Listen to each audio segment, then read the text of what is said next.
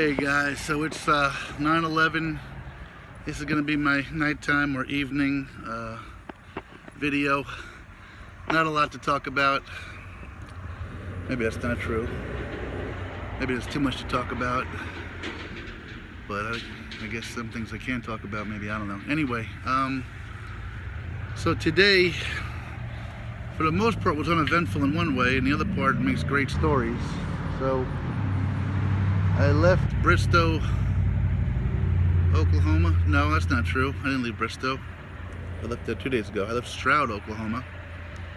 And I had a long way to go today. And I was hoping to try to get towards Arcadia, which is about 40 miles, was the ultimate goal. Part of the reason I wanted to go that far was to try to get into Oklahoma City tomorrow, because I was fortunate enough to have a friend give me a hotel in Oklahoma City tomorrow, so I had kind of this commitment to make. Along the way, I had to stop. Somebody trying to help me out got me a trolley dolly thing, basically a cooler on wheels, to get me through the desert at Walmart. And I got there about 11 o'clock in the morning, 12 o'clock in the morning, because it was about 12 miles from my hotel. I left about 7 o'clock this morning, only to find out that the product wouldn't be there till between 2 and 4. So now I'm faced with this dilemma. What do I do? Where do I go? How far do I go? I gotta go back. So essentially I stayed at Walmart for the better part of 5 or 6 hours. I'm sure no, that's not true. That's too long. About 4 hours at Walmart. So I'm sure they were tired of seeing me. The folks tried to be as polite as they could to me. I had some people following that tried to step in and intervene, kind of hoping for a cool story. Never panned out. Made it down into Chandler, Oklahoma is where I'm at now. And there's some funny things, some behind the scene things. My one regret for the day isn't that I waited 4 hours in Walmart and I lost a lot of traveling time. My one regret of the day is I met this gentleman this morning, Chuck, and I really wanted to get together with him and spend some time with him. He had a class to get to. I had to get to Walmart, tell him I'd walk along 66 and find him, or he'd find me. I had some lunch and talk to him. Chuck is a 26-year-old guy struggling a little bit, ex-gang member, and I'd never really talked to a gang member, and it was fascinating to talk to him and find out a little bit about, what and how it happened, and how he came to be, and how he came to be out of the gang. And basically, he was abandoned. Again, sometimes it's not the reality, it's the perception that's the reality. But he didn't know his dad till he was 18 years old. His mom dumped him off when he was 9. He was living on his own since he was about 14 years old. When you're living on your own, there are a lot of kids out there in the world that feel unloved and on their own. And that's a lot of reason. It's a lot of how gang members get their people. Talk about family. So they offered him a family, and this young man joined the family. Over time, most of his family members were killed or incarcerated, and kind of became a new regime. He didn't like it. So when he was about 22 years old, he wanted to get out. And like a lot of things, you have information that other people don't want you to be sharing. And essentially, he got beat half to death as a reminder not to tell anybody anything. And when I asked him why he didn't get beat to death, simply because he had earned his stripes, I guess, early in his days.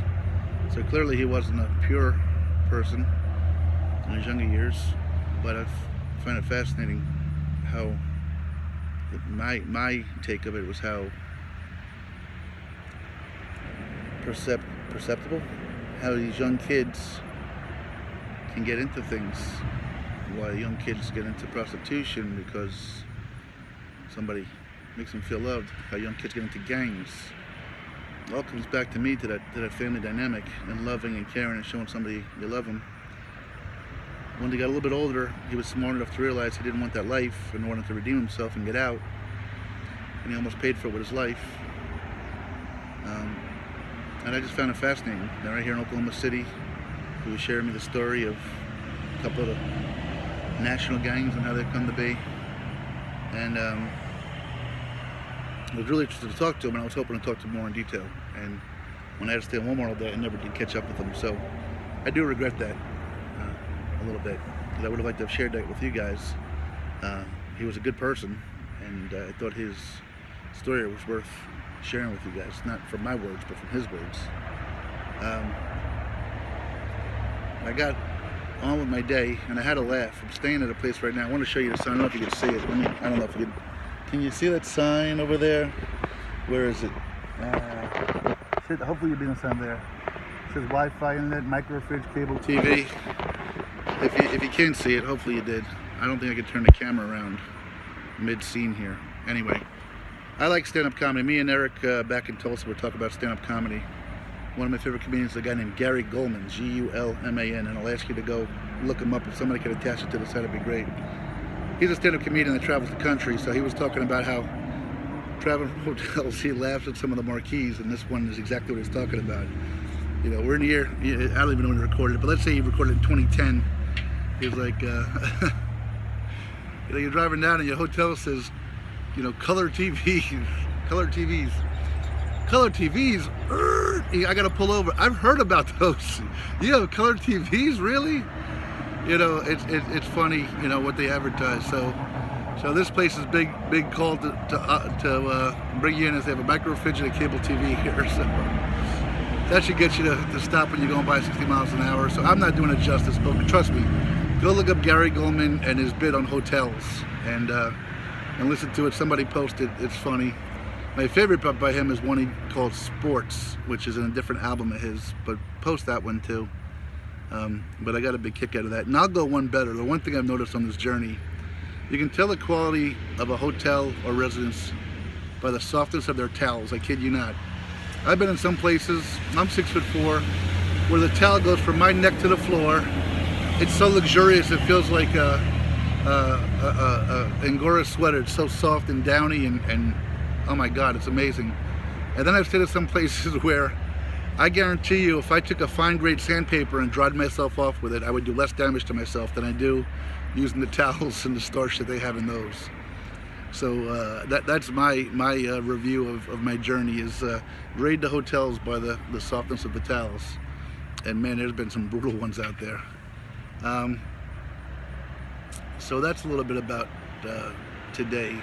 Other than that, it's been Walmart, Chuck,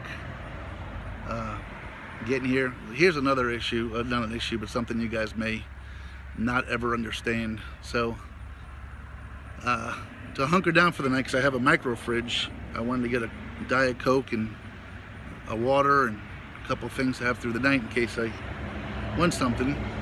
And the mini mart is, I don't know, 200-300 yards up that way, which really isn't all that much. But after you've been walking all day, the last thing you want to do is walk another 200-300 yards each way to go get a couple of drinks. And I can't really explain to you how it feels, because you just mentally like, my God, I'm done, and then you got to go do that. And I like to give analogies with my kids and things. The only thing I could think of is, imagine you were at a country fair pie eating contest all day, and you gorge yourself trying to win this contest in 10 minutes, and you eat 6 pies, and you get back home, and your mom says, all right, now we have to have dinner and dessert, and you just want to throw up, man. When you got to walk another 200-300 yards each way, I'm telling you, there's nothing more torturous and painful